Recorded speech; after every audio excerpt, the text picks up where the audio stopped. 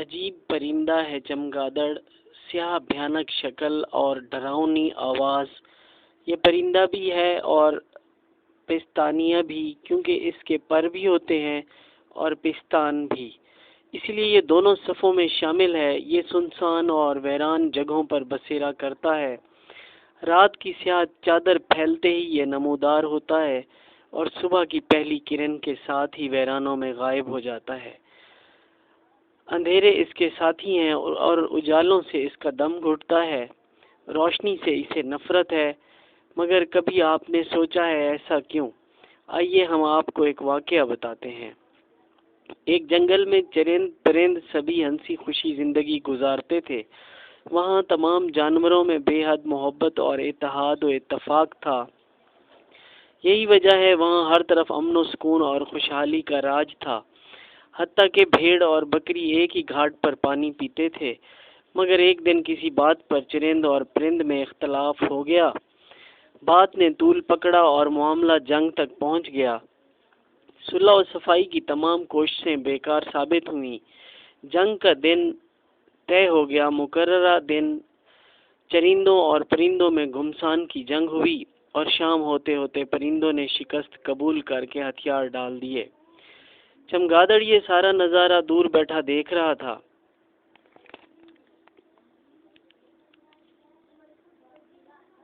مگر جنگ میں شامل نہیں ہوا۔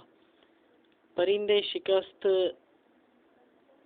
خور انداز میں اپنی بچی کھچی فوج لے کر اپنے مسکن کی طرف لوٹ گئے اور چرندوں نے خوشی کے شادیانے بجاتے ہوئے ایک شاندار جشن کا اہتمام کیا۔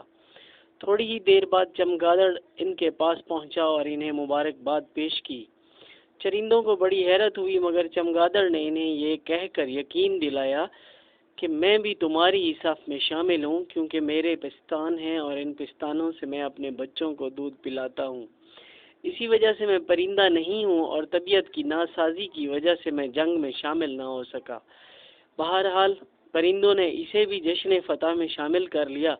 ادھر پرندے اپنی شکست اور ذلت کو بھلا نہیں پائے تھے۔ ان کے دلوں میں انتقام کی آگ مسلسل جل رہی تھی۔ انہوں نے پھر سے خفیہ جنگ کی تیاری شروع کی اور انتقام کی چنگاری شعلہ بنتے ہی انہوں نے ایک رات کے پچھلے پہر تمام چرندے خواب خرگوش کے مزے لے رہے تھے۔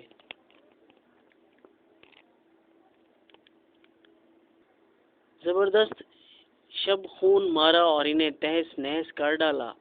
چرندے اس اچانک حملے کے لیے تیار نہیں تھے اور پرندوں کا حملہ اس قدر زوردار تھا کہ انہیں شکست قبول کرنی پڑی۔ اس طرح پرندوں نے اپنی شکست کا بدلہ لے لیا۔ یہ سارا منظر چمگادڑ دور بیٹھا دیکھ رہا تھا، مگر جنگ میں شامل نہیں ہوا۔ فتح کے بعد پرندوں نے جشن کا اہتمام کیا۔ ان کے جشن میں چمگادڑ یہ کہہ کر شامل ہو گیا کہ میں تو پرندہ ہی ہوں، مگر طبیعت کی ناسازی کی بنا پر جنگ میں حصہ نہ لے سکا۔ پے در پہ جنگوں کی وجہ سے جنگ کا ماحول میدان کارزار بن گیا۔ وہاں کا امن و سکون غارت ہو گیا تھا۔ ساری خوشحالی اور شادابی کافور ہو گئی تھی۔ وہ جنگل جہاں محبت اور اتفاق تھا، وہاں ہر طرف یاسیت اور خوف و ہراس تھا کہ نہ جانے کب کیا ہو جائے۔ ہر طرف گھٹن، خوف و بدامنی پھیلی ہوئی تھی۔ وہاں جان کا تحفظ ایک ایسا مسئلہ بن گیا تھا جس کا کوئی حل نہ تھا۔ کچھ دنوں کے بعد اس خوف و ہراس اور غیر محفوظ گھٹن بھرے ماحول سے بیزار ہو کر جنگل کے بزرگوں نے وقت کی ضرورت کو سمجھ کر چرندوں پرندوں دونوں فریق کو آمنے سامنے بٹھا کر ان کی ساری غلط فہمیوں کو دور کر دیا اور صلح و صفائی کر کے دوبارہ دونوں فریقوں میں محبت اور اتحاد کی گانٹھ لگا دی۔ سبھی اسی فیصلے پر خوش ہوئے اور اسی خوشی میں جنگل کے تمام جانداروں نے ایک مثالی جشن کا اہتمام کیا۔ تمام لوگ اس میں شامل ہوئے اور خوب لطف اندوز ہوئے، مگر اس جشن میں چمگادڑ شریک نہیں تھا۔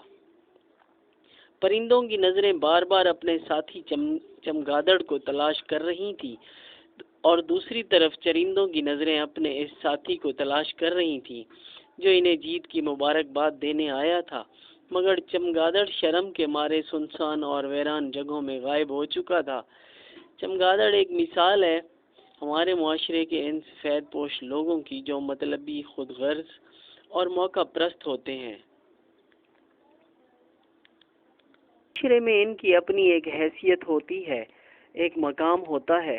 یہ مخیر، غریب پرور اور زندہ دل اور دوسرے کے ہمدرد سمجھے جاتے ہیں۔